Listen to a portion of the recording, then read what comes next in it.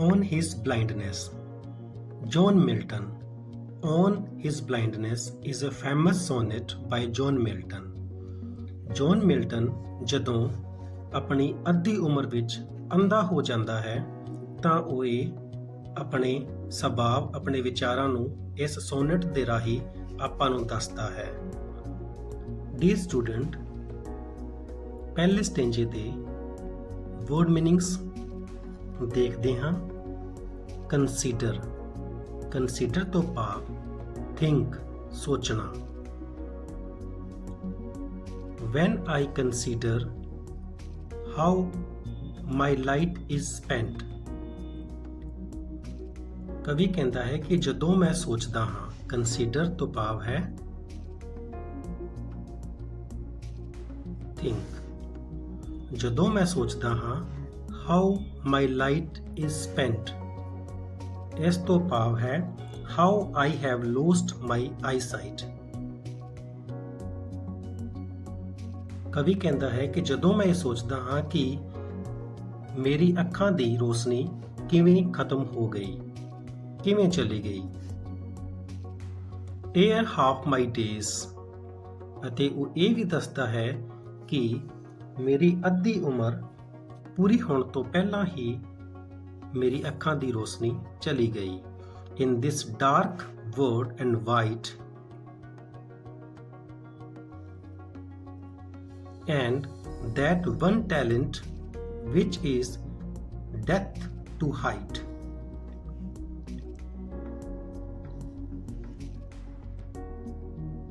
Air ਤੋਂ ਭਾਵ ਹੈ ਪਹਿਲੇ, ਯਾਨੀ ਉਸ ਦੀ ਅੱਧੀ ਜ਼ਿੰਦਗੀ ਪੂਰੀ ਹੋਣ ਤੋਂ ਪਹਿਲਾਂ ਹੀ ਕਵੀ ਦੀ ਅੱਖਾਂ ਦੀ ਰੋਸ਼ਨੀ ਚਲੀ ਜਾਂਦੀ ਹੈ। In this dark world and white, ਅਤੇ ਉਹ ਇਹ ਕਹਿੰਦਾ ਹੈ ਡਾਰਕ ਵਰਡ ਤੋਂ ਭਾਵ ਹੈ for he has lost his eyesight. White ਤੋਂ ਭਾਵ ਹੈ ਇਹ ਸੰਸਾਰ ਬਹੁਤ ਵੱਡਾ ਹੈ। ਪਿਕ। ਟੈਲੈਂਟ ਤੋਂ ਭਾਵ ਹੈ poetic gift. Poetic gift. which is death to hide ਤੋਂ ਭਾਵ ਹੈ not making use of his poetic gift is like death to the poet. Not making use of his poetic gift, ਅਤੇ ਕਵੀ ਇਹ ਵੀ ਦੱਸਦਾ ਹੈ ਕਿ ਉਸ ਦਾ ਟੈਲੈਂਟ ਹੁਣ ਡੈਥ ਦੇ ਸਮਾਨ ਹੈ।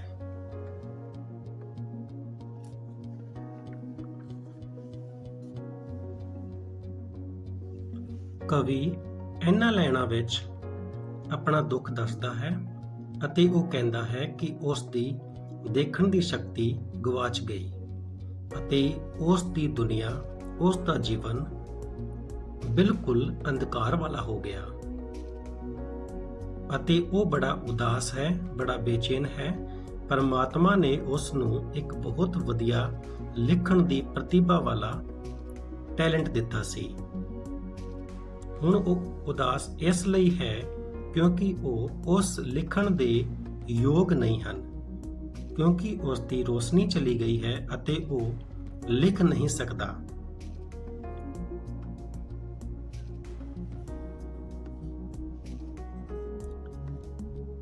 ਲੋਸਟ ਤੋਂ ਭਾਵ ਹੈ kept. With me useless. Useless ਤੋਂ ਭਾਵ ਹੈ poet can't utilize his poetic gift due to his blindness.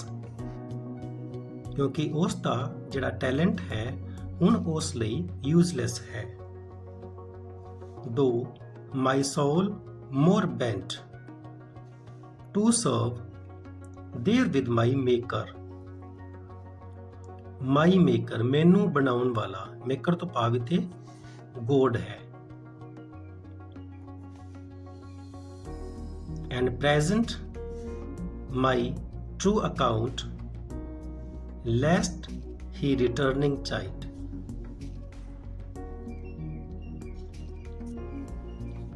True account ਤੋਂ ਕੀ ਭਾਵ ਹੈ? True account ਤੋਂ ਭਾਵ ਹੈ full use of his poetic gift.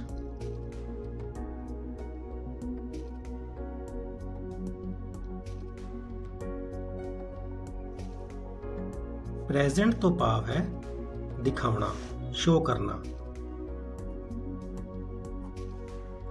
Lest he returning child ਤੋਂ ਭਾਵ ਹੈ that God may take the poet to task for not using his gift to serve him.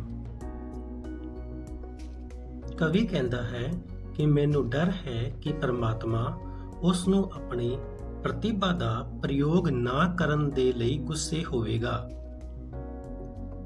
ਪਰ ਕਵੀ ਕਹਿੰਦਾ ਹੈ ਕਿ ਇਹਦੇ ਵਿੱਚ ਉਸ ਦਾ ਕੋਈ ਦੋਸ਼ ਨਹੀਂ ਹੈ ਕਿਉਂਕਿ ਉਸ ਦੀ ਅੱਖਾਂ ਦੀ ਰੋਸ਼ਨੀ ਚਲੀ ਗਈ ਹੈ, ਉਹ ਅੰਧਾ ਹੈ।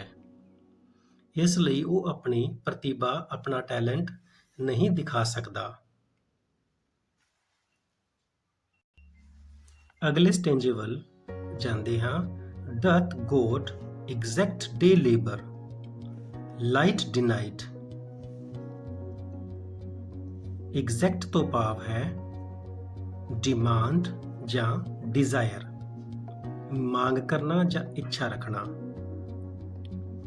Light denied ਤੋਂ ਭਾਵ ਹੈ light has not been given, ਯਾਨੀ ਅੱਖਾਂ ਦੀ ਰੋਸ਼ਨੀ ਨਹੀਂ ਦਿੱਤੀ ਗਈ।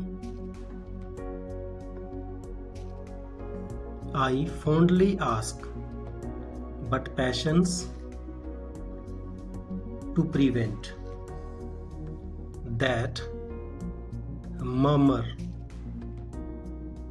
Prevent ਤੋਂ ਭਾਵ ਰੋਕਣਾ, that murmur ਕੋਈ ਵੀ ਬੁੜਬੜਾਹਟ ਨੂੰ ਰੋਕਣਾ। Soon replies.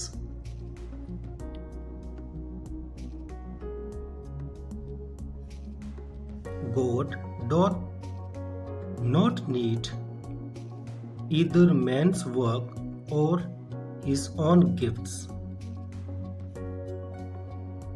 who best bear his mild yoke,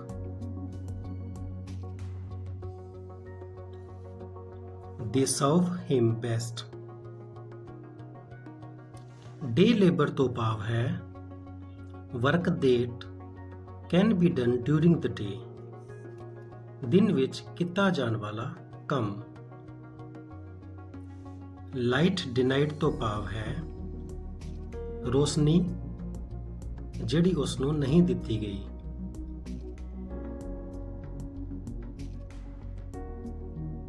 Fondly. Fondly ਤੋਂ ਭਾਵ ਹੈ ਮੂਰਖਤਾ ਨਾਲ। Passions ਤੋਂ ਭਾਵ ਹੈ ਉਸ ਦੀ ਅੰਤਰ ਆਤਮਾ ਦੀ ਆਵਾਜ਼। To prevent that murmur, ਯਾਨੀ ਉਸ ਦੀ ਅੰਤਰ ਆਤਮਾ ਦੀ ਆਵਾਜ਼ ਜਿਹੜੀ ਬੁੜਬੜਾਉਂਦੀ ਰਹਿੰਦੀ ਹੈ, ਕੁਝ ਬੋਲਦੀ ਰਹਿੰਦੀ ਹੈ, ਉਸ ਨੂੰ ਰੋਕਣਾ।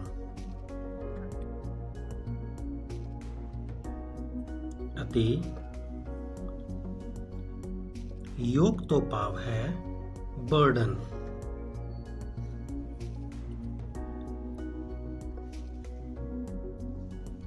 ਇਸ ਸਟੈਂਜਾ ਵਿੱਚ ਕਵੀ ਪਰਮਾਤਮਾ ਤੋਂ ਪ੍ਰਸ਼ਨ ਪੁੱਛਦਾ ਹੈ। ਮੂਰਖਤਾ ਨਾਲ ਉਹ ਪ੍ਰਸ਼ਨ ਪੁੱਛਦਾ ਹੈ, ਕੀ ਕਹਿੰਦਾ ਹੈ?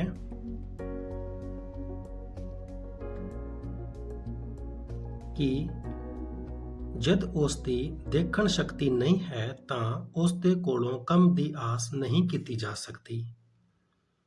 ਉਹ ਆਦਮੀ ਦੇ ਪ੍ਰਤੀ ਪਰਮਾਤਮਾ ਦੇ ਤੌਰ ਤਰੀਕੇ ਦੇ ਖਿਲਾਫ ਬੁੜਬੜਾਉਂਦਾ ਹੈ ਅਤੇ ਮਹਿਸੂਸ ਕਰਦਾ ਹੈ ਕਿ ਪਰਮਾਤਮਾ ਨੂੰ ਕੋਈ ਅਧਿਕਾਰ ਨਹੀਂ ਹੈ ਕਿ ਉਹ ਕੀਤਾ ਹੋਇਆ ਕੋਈ ਕੰਮ ਮੰਗੇ, ਕਿਉਂਕਿ ਉਸਨੇ ਉਸ ਨੂੰ ਅੰਧਾ ਬਣਾ ਦਿੱਤਾ ਹੈ। ਕਵੀ ਦੇ ਅੰਦਰ ਦੀ ਆਵਾਜ਼ ਜਾਂ ਅੰਤਰ ਆਤਮਾ ਦੀ ਆਵਾਜ਼ ਉਸ ਨੂੰ ਕਹਿੰਦੀ ਹੈ ਕਿ ਪਰਮਾਤਮਾ ਨੂੰ ਆਪਣੇ ਦਿੱਤੇ ਉਪਹਾਰਾਂ ਦਾ ਕੋਈ ਮੁਆਵਜ਼ਾ ਨਹੀਂ ਚਾਹੀਦਾ। ਜਿਹੜੇ ਲੋਕ ਪਰਮਾਤਮਾ ਦੀ ਮਰਜ਼ੀ ਦੇ ਅਨੁਸਾਰ ਕੰਮ ਕਰਦੇ ਹਨ ਉਹ ਹੀ ਬਿਹਤਰੀਨ ਨੌਕਰ ਹੁੰਦੇ ਹਨ।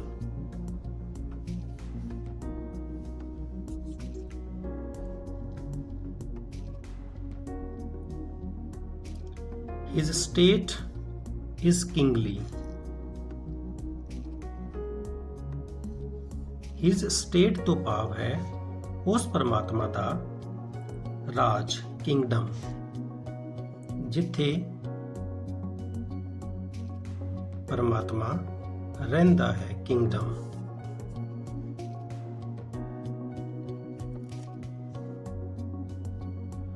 is kingly, kingly ਤੋਂ ਭਾਵ ਹੈ like a king. Thousands at his bidding speed. Thousands ਤੋਂ ਭਾਵ ਕੀ ਹੈ? ਹਜ਼ਾਰਾਂ, angels, ਜਿਹੜੇ ਉਸ ਦੇ ਦੂਤ ਹਨ ਉਹ ਹਜ਼ਾਰਾਂ ਦੀ ਗਿਣਤੀ ਵਿੱਚ ਹਨ। ਕਵੀ ਕਹਿੰਦਾ ਹੈ ਕਿ ਉਸ ਦਾ ਰਾਜ ਇੱਕ ਰਾਜਾ ਦੇ ਰਾਜ ਦੀ ਤਰ੍ਹਾਂ ਹੈ, ਜਿਸ ਵਿੱਚ ਹਜ਼ਾਰਾਂ ਉਸ ਦੇ ਨੌਕਰ ਦੂਤ ਬਣ ਕੇ ਕੰਮ ਕਰਦੇ ਹਨ ਅਤੇ ਉਹ ਉਸ ਦੇ ਆਦੇਸ਼ ਤੇ ਬਹੁਤ ਹੀ ਤੇਜ਼ੀ ਨਾਲ ਕੰਮ ਕਰਦੇ ਹਨ, ਟਰੈਵਲ ਕਰਦੇ ਹਨ। ਸਪੀਡ ਤੋਂ ਭਾਵ ਹੈ ਇੱਥੇ ਟਰੈਵਲ ਕਰਨਾ। ਉਹ ਦੂਤ ਜਿਹੜੇ ਹੈ ਉਹ ਉਸ ਦੇ ਆਦੇਸ਼ ਤੇ ਬਹੁਤ ਤੇਜ਼ੀ ਨਾਲ ਕੰਮ ਕਰਦੇ ਹਨ। And post over land and ocean without rest.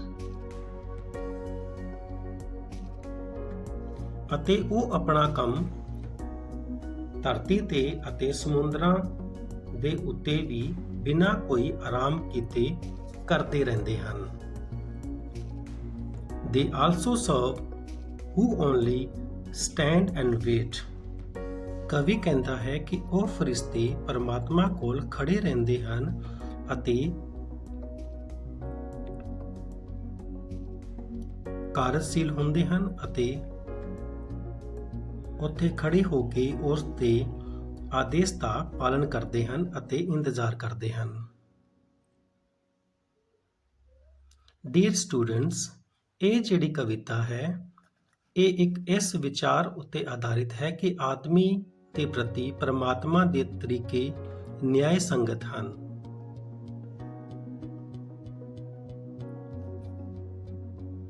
ਜਿਨ੍ਹਾਂ ਹਾਲਾਤਾਂ ਵਿੱਚ ਪਰਮਾਤਮਾ ਨੇ ਆਦਮੀ ਨੂੰ ਰੱਖਿਆ ਹੈ ਉਹਨਾਂ ਦੇ ਅਨੁਸਾਰ ਆਦਮੀ ਨੂੰ ਆਪਣੇ ਆਪ ਨੂੰ ਖੁਸ਼ੀ ਨਾਲ ਢਾਲ ਲੈਣਾ ਚਾਹੀਦਾ ਹੈ।